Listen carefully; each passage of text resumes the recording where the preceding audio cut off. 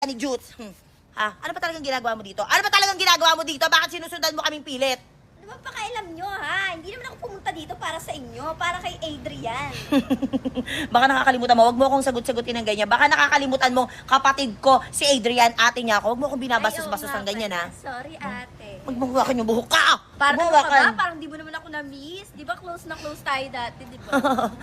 Mag-best friend pa nga tayo. Best friend tawagan natin, di ba? Wala akong naaalala kahit konti na naging mag-best friend tayo. Tsaka yung kilikili mo. Yung kilikili mo, nanggigigil ako.